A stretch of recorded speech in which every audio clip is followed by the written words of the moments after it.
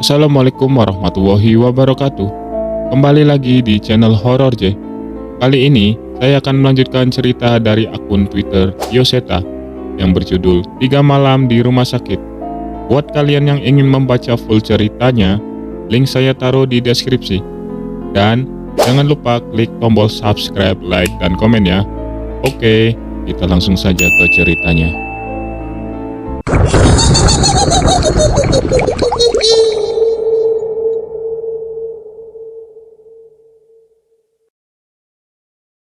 Pagi mulai datang, matahari masuk melalui jendela, menerangi seluruh ruangan. Namun sepertinya aku bangun kesiangan. Ardi tidak ada di kasurnya, mungkin saja ia sedang jadwal check up atau melakukan pemeriksaan.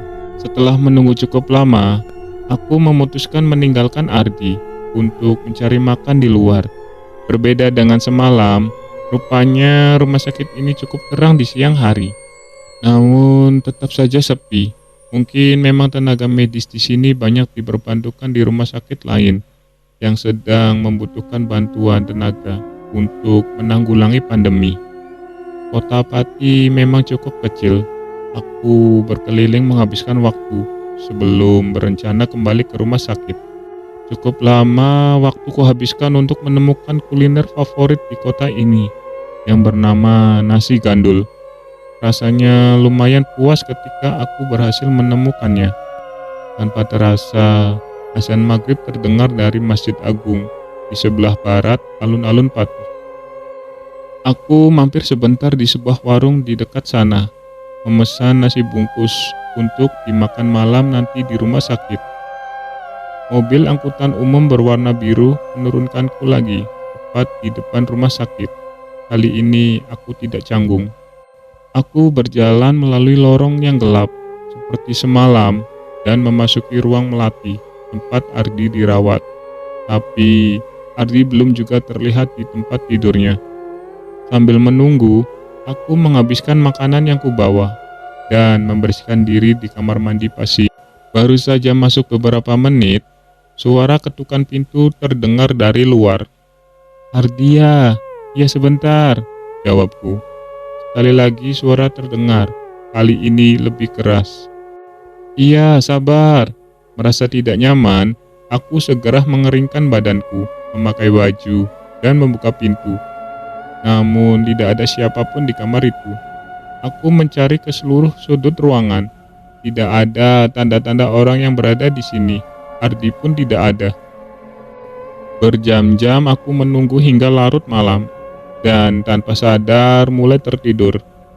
Terdengar suara cukup ribut di luar. Membuka pintu seperti mengantarkan seseorang. Setelah mereka pergi, aku mencoba duduk, melirik ke kasur, dan kulihat Ardi sudah tertidur di kasurnya. Melihat hal itu, aku segera meneruskan tidurku. Tok, tok, tok. Suara ketukan keras kembali mengganggu tidurku. Kali ini berasal dari luar. Aku tidak menghiraukannya dan kembali tidur. Namun ketukan itu terdengar semakin keras dan dengan tawa anak kecil setelahnya. Aku memaksa untuk terbangun dan membuka pintu. Dan lagi tidak ada orang di luar. Namun sekelebat terlihat sosok bayangan anak kecil yang bersembunyi. Pintu kututup dan bersiap kembali tidur. Sekali lagi suara ketukan keras terdengar dari luar. Aku mulai kesal dan segera berlari membuka pintu. Terlihat sosok anak kecil berlari menuju lorong seolah meledek. Aku berlari kecil untuk mengejar. Namun sosok mereka menghilang tepat di depan kamar di lorong yang gelap. Suara seperti besi dimainkan terdengar dari dalam sana. Aku mencoba mendekat dan memeriksa. Namun yang terlihat membuatku terjatuh tanpa dapat berkata apa-apa. Pasien yang kulihat saat menuju ke kamar Ardi ini merayap terbalik di langit-langit. Dengan lidah panjang yang menjulur ke bawah. Menyadari keberadaanku, makhluk itu merayap turun dan segera mengejarku. Di tengah gelapnya lorong malam itu, aku menguatkan kakiku untuk berlari ke kamar Ardi. Samar-samar suara langkah kaki dan tangan mencoba mengikutiku dari belakang. Suara cekikikan anak kecil terdengar sepanjang lorong menuju ke kamar Ardi. Sesampainya di kamar, aku segera menutup pintu rapat-rapat. Melihat Ardi yang masih tertidur, aku memutuskan untuk tidak membangunkannya dan mengambil sarungku untuk menutupi tubuhku sepenuhnya. Keesokan harinya, "Masnya bukan orang sini ya?" tanya pemilik warung sambil menyiapkan pesananku. "Bukan bu, saya dari Bandung," jawabku. "Wah, jauh ya, nginep di mana?" Ibu itu menyerahkan sepiring nasi sayur pesananku, bersama segelas kopi yang menjadi syarat wajib untuk memulai pagiku. "Itu di rumah sakit bu, sambil nemenin teman saya yang dirawat di sana," jawabku lagi. Ibu itu terlihat bingung. "Bukannya rumah sakit itu sudah ditutup? Memangnya masih beroperasi?" Dengan raut mukanya yang penasaran, ia mengambil posisi duduk di depanku. "Masih bu, lah itu temanku dirawat di sana," jelasku padanya. Ibu itu hanya mengangguk.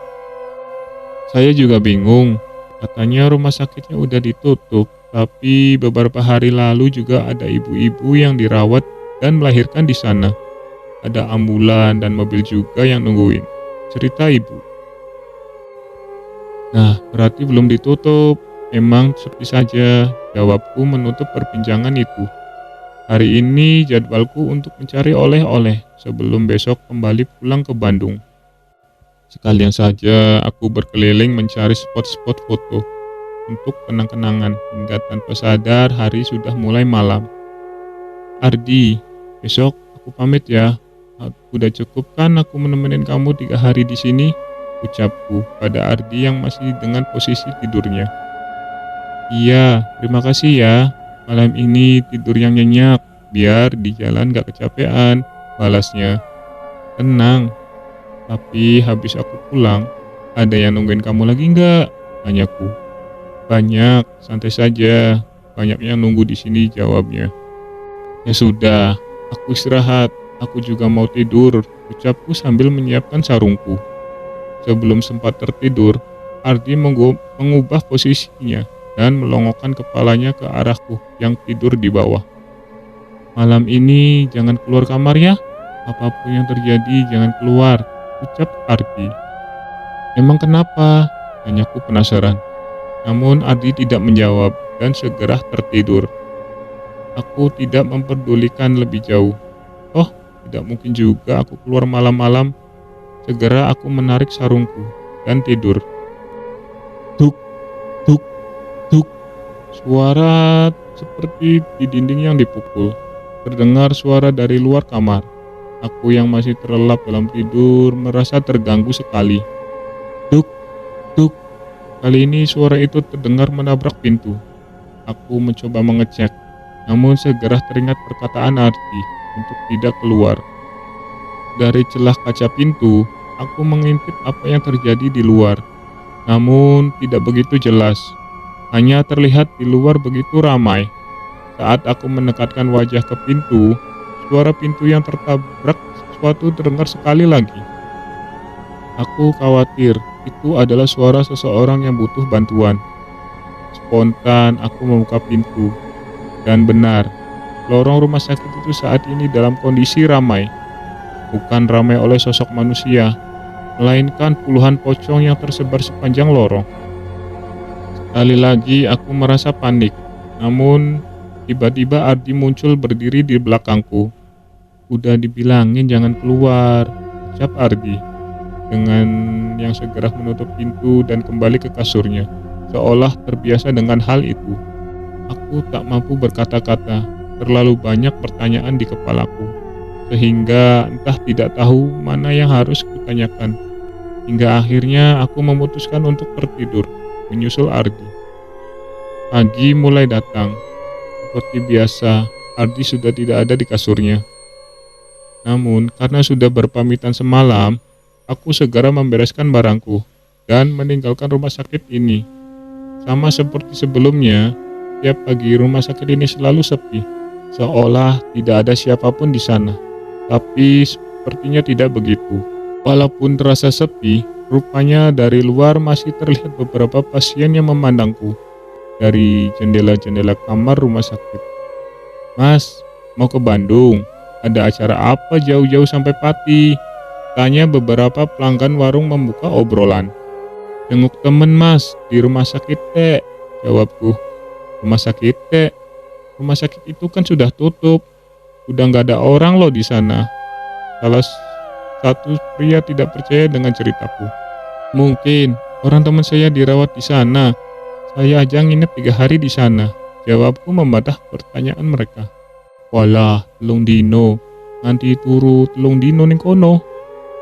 Dalam kurung, walah 3 hari, sampai tidur 3 hari di sana. Seseorang membalas jawabanku dengan bahasa Jawa yang tidak ku mengerti. "Sampeyan tidur 3 hari di sana?" salah seorang lain menjelaskannya. "Ah, iya mas." Dengan banyaknya orang yang heran, aku mulai merasa ada yang aneh. "Iki loh mas, coba baca beritanya. Rumah sakit T itu sudah ditutup dari lama. Bangunannya saja sudah seperti tidak terurus." Aku mencoba membaca berita yang disodorkan kepadaku. Samar-samar, aku teringat kejadian setiap malam yang terjadi saat menginap di sana. Brrr, brrr. Suara handphoneku berbunyi.